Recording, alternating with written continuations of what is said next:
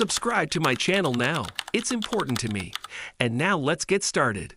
Title: The Unexpected Jackpot. I always thought we were the perfect couple. At least that's what our friends used to say. We had it all: a cozy house in the suburbs, a reliable car, and enough disposable income to enjoy the occasional weekend getaway. My wife, Emma, and I met at a mutual friend's party about 6 years ago. It was one of those nights where the music was too loud, but the conversations flowed effortlessly. We clicked instantly.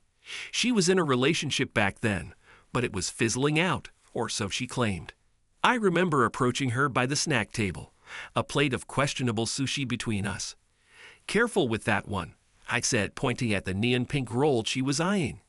"I think it tried to bite me earlier." She laughed, a genuine melodic sound that made me feel like I'd just won the lottery. "Thanks for the warning," she replied, putting it back. "I'm Emma, by the way." "Jake," I said, extending my hand. From that moment on, we were inseparable. She loved traveling and dressing up in the latest fashions. I enjoyed those things too, though I never obsessed over them. I lived within my means, but Emma always seemed to feel a certain lack. When I brought up the idea of having kids, a dream of mine, she brushed it off.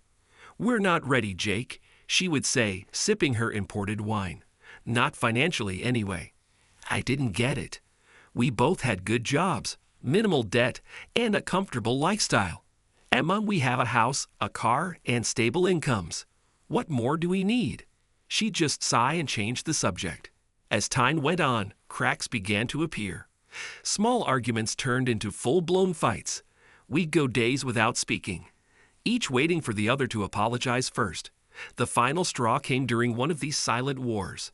"I don't want to end up like my mother," she yelled suddenly, breaking the tense silence that had settled over our dinner table. I looked up, startled. "What are you talking about?" She clung to my father her whole life, a man with no ambition, no wealth. She never loved him. "Hold on," I said, putting down my fork. "Where is this coming from?" She stood up abruptly. "I refuse to settle for less, Jake. I won't be trapped like she was."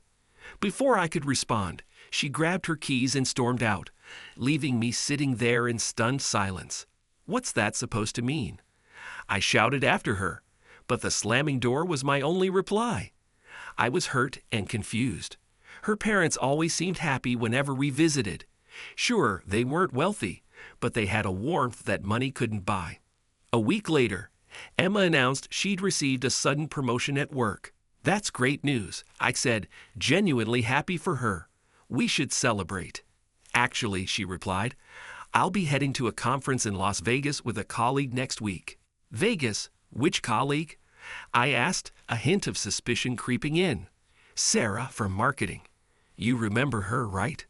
I did remember Sarah, a no-nonsense woman with a firm handshake. "Yeah, sure. I'm leaving on Monday," she said, not meeting my eyes. Something felt off, but I didn't want to seem insecure. "All right, have a safe trip." After she left for the conference, I couldn't shake the feeling that something was wrong. Acting on a hunch, I decided to swing by her office the next day. I walked up to the receptionist, trying to appear casual. "Hi, I'm Emma's husband. She left her charger at home, and I was wondering if I could drop it off at her desk." The receptionist looked puzzled. "Emma's on vacation this week. She didn't tell you?" "Vacation?" Right, must have slipped her mind. I lied, forcing a smile. "And the conference." "Conference?" The receptionist frowned. "I'm not aware of any conference." My stomach dropped. "Is Sarah around?" I asked. "She should be at her desk." I made my way to Sarah's cubicle, my heart pounding. "Hey, Sarah." She looked up, surprised. "Oh, hi. Jake, right?" "Yeah, I was just wondering, how's the conference going?" She gave me a confused look. "Conference?" "Yeah, the one in Vegas." She chuckled. "I think I'd remember if I were going to Vegas. Must be nice." I felt a cold wave wash over me. Right, my mistake. Desperate for answers, I asked to see Emma's boss, Mr. Thompson. "Ah, Jake," he said, shaking my hand firmly.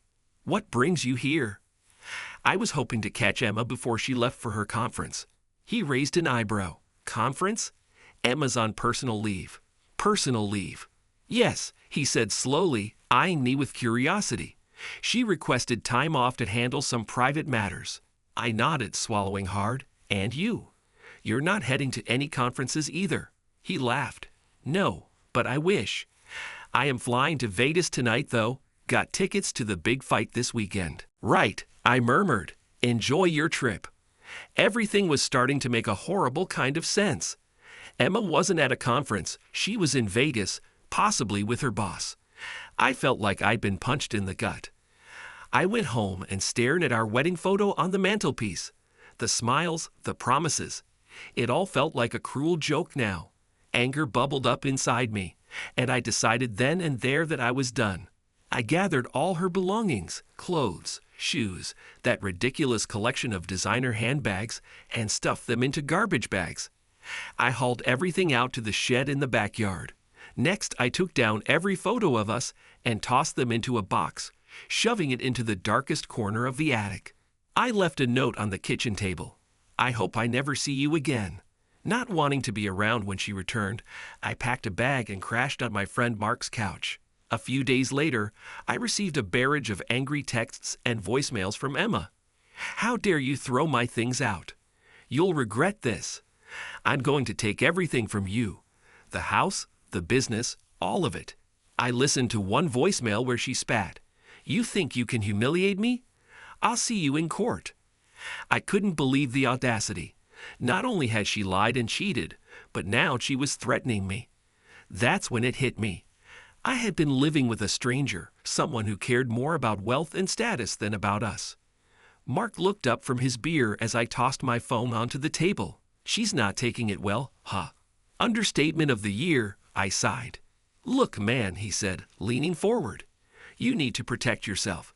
Talk to a lawyer, secure your assets. Already on it, I replied.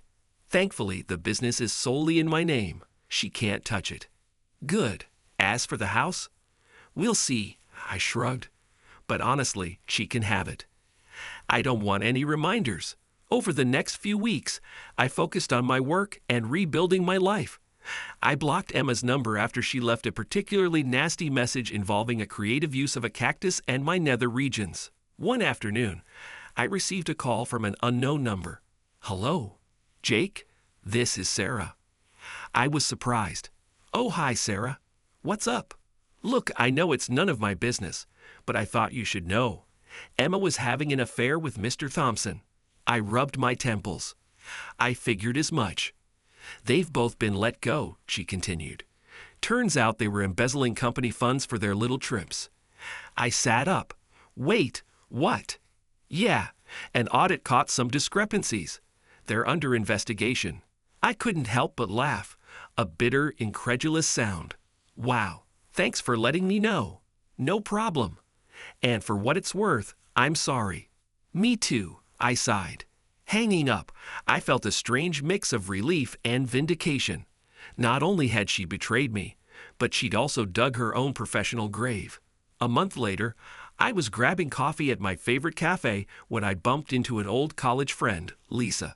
Jake, is that you? Lisa, long time no see. We caught up, and I found myself laughing genuinely for the first time in weeks. You seem lighter, she observed. I've had some baggage lifted recently, I admitted. We exchanged numbers, and over the next few weeks, we started hanging out more often. One evening, as we sat overlooking the city skyline, she turned to me. You know, sometimes the wrong train can bring you to the right station. I smiled. Are you calling yourself the right station? She laughed. Maybe I am. As months turned into a year, Lisa and I grew closer. She was everything Emma wasn't. Kind, content, and genuine. One day, as we walked through the park, she took my hand. Do you ever think about starting a family? I looked at her, surprised but happy. I do. More and more lately. Me too, she said softly. I realized then that I'd found what I'd been searching for all along. A partner who wanted the same things, who valued love over luxury. Back at Mark's place, I packed up the few belongings I'd accumulated. Moving out? He asked. Yeah, Lisa and I are getting a place together. He grinned. Good for you, man. You deserve it. As I loaded the last box into my car, I felt a sense of closure. My past with Emma was a chapter I'd never forget, but it was over. A few weeks later, I received an official letter notifying me that Emma was being prosecuted for embezzlement and fraud. Part of me wanted to feel sorry for her, but I couldn't muster it. Lisa hugged me from behind as I tossed the letter into the fireplace. Everything okay? Yeah, I said, turning to kiss her forehead. Everything's perfect. Epilogue. Emma ended up losing the case and was sentenced to a few years in prison. The house was seized as part of the restitution, but I didn't care. I had already built a new home with Lisa, a place filled with laughter, love, and the pitter-patter of little feet on the way. Sometimes life throws you curveballs, but every now and then it pitches you the perfect game. Reader comments. User 123. Wow, what a roller coaster. I'm glad Jake found happiness in the end. Emma got what she deserved. Happy camper. This story had me hooked from start to finish. Love the bit of humor sprinkled throughout. Justice seeker. It's satisfying to see karma in action. Emma's greed led to her downfall. Romantic ethert. The reunion with Lisa was so sweet. Sometimes the universe has better plans for us. Real talktum. Man dodged a bullet there. Good on Jake for moving on and not letting bitterness consume him. Bookworm 89. Beautifully written. The dialogues felt so real, and the characters were well developed. Curious cat. I wonder what happened to Mr. Thompson. Office romances rarely end well, especially when illegal activities are involved. Sunshine Eagle. This story made my day. Proof that good guys don't always finish last. Deep thinker. Interesting how Emma's fear of being like her mother led her to make even worse choices. Laughing Larry. Creative use of a cactus and my nether regions. That line had me in stitches.